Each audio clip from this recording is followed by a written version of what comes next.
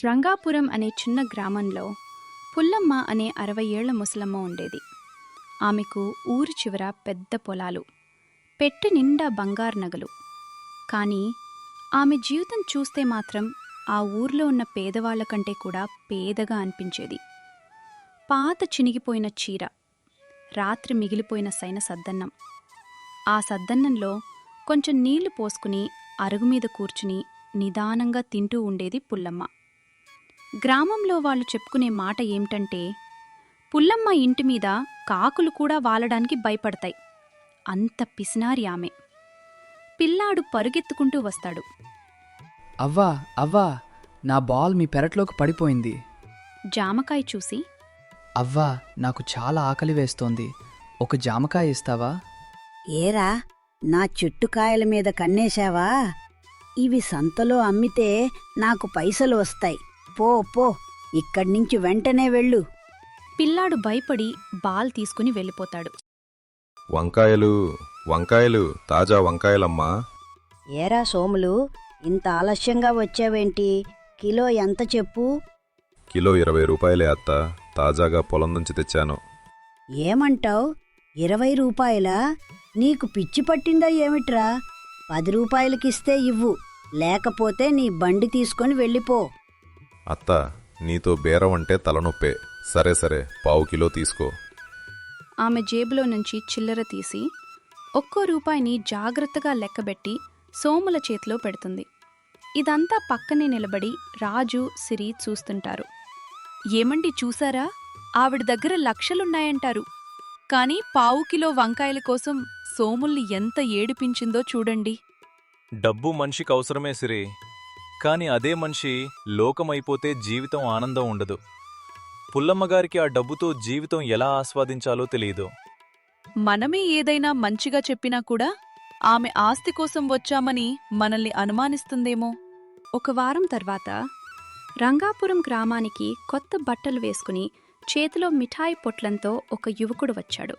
అతని పేరు విక్కీ. అత్తయ్య, బాగున్నావా? నేను విక్కీని, నీ దూరపు చుట్టం సీతారామయ్య కొడుకుని. అయ్యో, సీతారామయ్య కొడుకువా? అతను ఎలా ఉన్నాడు? ఇంత దూరం నుంచి ఇప్పుడేంటి ఇలా వచ్చావ్? అందరూ బాగానే ఉన్నారు అత్తయ్య. నేను పట్నంలో పనిచేస్తుంటాను. మా నాన్న నిన్ను గుర్తు చేసుకుని, పుల్లమ్మ అత్తయ్యను చూసిరా, ఆమెను జాగ్రత్తగా చూసుకో అని పంపించారు. ఇదిగో, నీకోసం పట్నం నుంచి నేతి మిఠాయి కూడా తెచ్చాను. విక్కీ చేతిలో ఉన్న మిఠాయి పొట్లాన్ని చూసి పుల్లమ్మ కళ్ళలో ఒక్కసారిగా ఆశ మెరిసింది. వీడు వస్తూనే ఇంత ఖరీదైన మిఠాయి తెచ్చాడు అంటే బహుశా వీడి దగ్గర బాగా డబ్బు ఉండి ఉంటుంది. అత్తయ్య, నువ్వు ఒంటరిగా ఇన్ని పనులు ఎలా చేస్తావు? పొలాలు చూడటం, ఇంటి పనులు చేయటం, ఇంకా ఏమైనా పని ఉంటే నేను ఉన్నంతవరకు నేనే చూసుకుంటాను. అయ్యో బాబూ, నిజంగా నాకు చాలా కష్టమవుతోంది. నువ్వు కొద్ది రోజులు ఇక్కడే ఉండిపో, ఇంటి పనులు కూడా చూస్తావు, నాకు తోడుగా ఉంటావు. సరే అత్తయ్య, కొద్ది రోజులు ఇక్కడే ఉంటాను. అలా విక్కీ పుల్లమ్మ ఇంట్లో ఉండడం మొదలుపెట్టాడు. అతను ఇంటి పనులు చేస్తూ పొలాలు కూడా చూసుకుంటూ పుల్లమ్మ నమ్మకాన్ని సంపాదించాడు. ఆ రాత్రి రంగాపురం గ్రామం మొత్తం నిశ్శబ్దంగా నిద్రలో మునిగిపోయింది. పుల్లమ్మ కూడా తన గదిలో లోతుగా నిద్రపోతూ ఉంటుంది. కొంచెం సమయం తర్వాత విక్కీ మాత్రం మెల్లగా కళ్ళు తెరిచాడు. చుట్టూ ఎవరూ లేరని చూసుకుని నిశ్శబ్దంగా బయటికి నడిచాడు. ఇంటి బయట చీకట్లో ఒక వ్యక్తి ఎదురుచూస్తూ ఉంటాడు. శబ్దం చేయకు, ముసల్ది బాగా నిద్రపోయింది. ఇప్పుడు లోపలికి వెళ్ళి ఆ బంగారం ఉన్న సంచి కనిపెడదాం. సరే, త్వరగా చూసేద్దాం. ఎవరైనా లేస్తే కష్టమవుతుంది.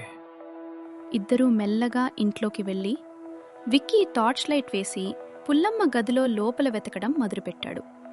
బట్టలు, పాత పాత్రలు, చిన్న సంచులు, కానీ వాళ్లు వెతుకుతున్న బంగారం సంచి మాత్రం కనిపించలేదు. అరే, ఎక్కడ పెట్టిందిరా ముసల్ది? ఇక్కడే ఉండాలి కదా. అలా తొందరగా వెతుకుతుండగా ఒక పాత పాత్ర కింద పడిపోయి గట్టిగా శబ్దం చేసింది. ఎవరక్కడా? ఏం శబ్దం అది?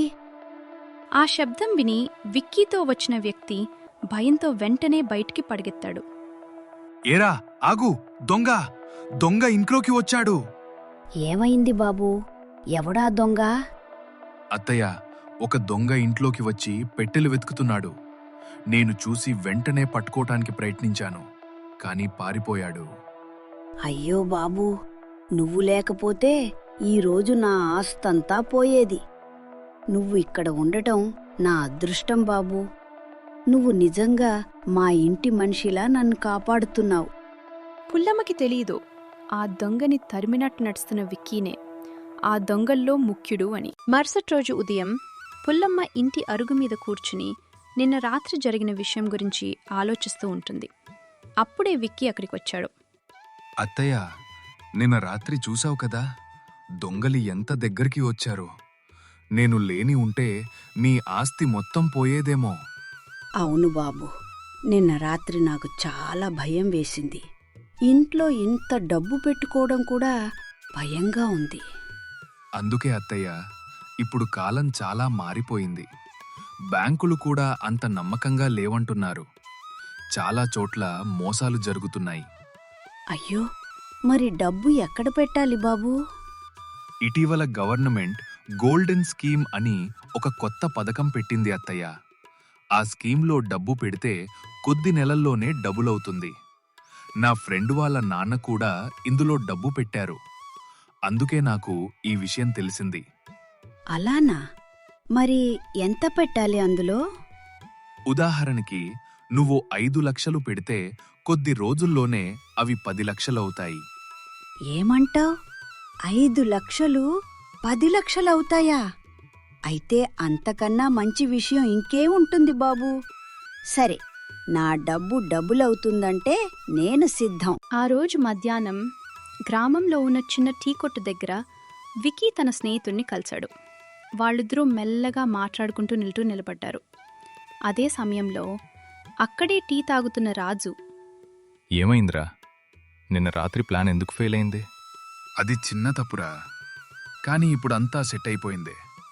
నిన్న రాత్రి తర్వాత ముసల్దీని బాగా భయపెట్టాను. ఇప్పుడే ఆమెకి గోల్డెన్ స్కీమ్ గురించి చెప్పాను. రేపటికి ఆమె 5 లక్షలు నా చేతిలో పెడుతుంది. అంటే పనైపోయినట్టే కదా? అవునురా, రేపే పనైపోతుంది. వాళ్ళ మాటలు విన్న రాజు ఒక్కసారిగా షాక్ అయ్యాడు. అయ్యో, అంటే నిన్న రాత్రి వచ్చిన దొంగ విక్కీ వాళ్లేనా? ఈ ముసలావిడ్ని మోసం చేయాలని ప్లాన్ చేస్తున్నారు. రాజు వెంటనే పుల్లమ్మ ఇంటికి వెళ్ళాడు. పుల్లమ్మగారు, నిన్న రాత్రి మీ ఇంట్లో దొంగలు పడ్డారని విన్నాను. ఏమైనా పోయిందా? అయ్యో రాజూ, నీలాంటి వాళ్ల కళ్ళు నా ఇంటిపైన పడే దొంగలు కూడా వస్తారు. నిన్న విక్కీ లేకపోతే నా ఆస్తంతా పోయేది. పుల్లమ్మ మాటలు విన్న రాజు కొంచెం బాధపడ్డాడు. సరే పుల్లమ్మగారు, జాగ్రత్తగా ఉండండి. విక్కీనే అసలు దొంగ అని రాజుకు తెలుసు. కానీ అది ఇప్పుడు చెప్పినా పుల్లమ్మ నమ్మదని కూడా అతనికి తెలుసు. అందుకే రాజు మరో నిర్ణయం తీసుకున్నాడు.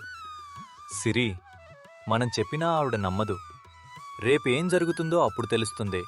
మరుసటి రోజు సాయంత్రం విక్కీ తనతో పాటు ఒక వ్యక్తిని తీసుకుని పుల్లమ్మ ఇంటికి వచ్చాడు.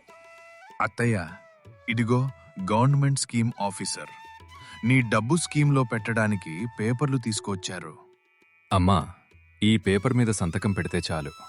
మీ 5 లక్షలు గవర్నమెంట్ స్కీమ్లో పెట్టబడతాయి. కొన్ని నెలల్లోనే అవి 10 లక్షలవుతాయి. పుల్లమ్మ లోపలికి వెళ్ళి తన జీవితకాలం దాచుకున్న డబ్బు కట్లను తీసుకుని వచ్చింది. ఆమె చేతులు కొంచెం వణుకుతున్నాయి. ఇదిగో బాబూ, నా జీవితమంతా కష్టపడి దాచుకున్న డబ్బు ఇది. కానీ విక్కీ ఎందుకో నా మనసు కీడు శంకిస్తోంది. నకిలీ అధికారిని చూసి పుల్లమ్మ ఒక్కసారిగా జాగ్రత్తగా చూసింది. అయ్యో, వీడిని నేను ఎక్కడో చూసినట్టుంది. ఇదే మనిషి ఆ రోజు రాత్రి మా ఇంట్లోకి వచ్చిన దొంగలా కనిపిస్తున్నాడు. అది విన్న వెంటనే విక్కీ ఒక్కసారిగా తన అసలు రంగు చూపించాడు. మర్యాదగా సంతకం పెడతావా, లేకపోతే నీ ప్రాణం తీసేయమంటావా? అప్పుడే తలుపులు ఒక్కసారిగా బద్దలు కొట్టుకుని తెరుచుకున్నాయి. ఆగు విక్కీ, ఆ డబ్బు వదిరే. రాజుతో పాటు పోలీసులు కూడా లోపలికి పరిగెత్తుకుంటూ వచ్చారు. పుల్లమ్మగారు, వాళ్ళు చెప్పేది అబద్ధం. ఇతని పేరు విక్కీ కాదు, ఇతనే భైరవ, ఒక మోసగాడు. ఇద్దరూ కలిసి మీ డబ్బు దోచుకోవాలని ప్లాన్ చేశారు. పోలీసులు వెంటనే విక్కీ మరియు అతని స్నేహితుణ్ణి పట్టుకున్నారు. అయ్యో దేవుడా, నేను ఎంత పెద్ద తప్పు చేసేదాన్నో. భయంతో పుల్లమ్మ అక్కడికక్కడే కింద కూలబడిపోయింది. మరుసటి రోజు ఉదయం పుల్లమ్మ కొత్త బట్టలు వేసుకుని రాజు ఇంటికొచ్చింది. రాజు, సిరి, పరాయివాణ్ణి నమ్మి మిమ్మల్ని అనుమానించాను. నా తప్పు నాకు ఇప్పుడు అర్థమైంది. ఈ డబ్బు నా ప్రాణం తీయబోయింది. ఇదిగో ఈ 5,000 రూపాయలు తీసుకో రాజు. నీ కూతురు పెళ్లికి నా చిన్న కానుకగా పెట్టుకో. అయ్యో పుల్లమ్మగారు, ఇదెందుకు?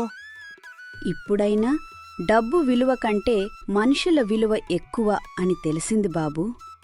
అంతేకాదు, ఆ రోజు పుల్లమ్మ ఊరి పిల్లలందర్నీ తన ఇంటికి పిలిచింది. రండి బంగారంలారా, మీ అందరికీ మిఠాయిలు తెచ్చాను. పుల్లమ్మ ఒక్కో పిల్లాడికి మిఠాయిస్తూ ఆనందంగా చూస్తుంది. లక్షల రూపాయలు ఇవ్వలేనేని ఆనందాన్ని పుల్లమ్మ చేసే ఈ చిన్న చిన్న సాయాలిస్తున్నాయి. నిజమైన సంపద డబ్బులో లేదు, మనము సంపాదించుకునే మనుషుల ప్రేమలో ఉంది.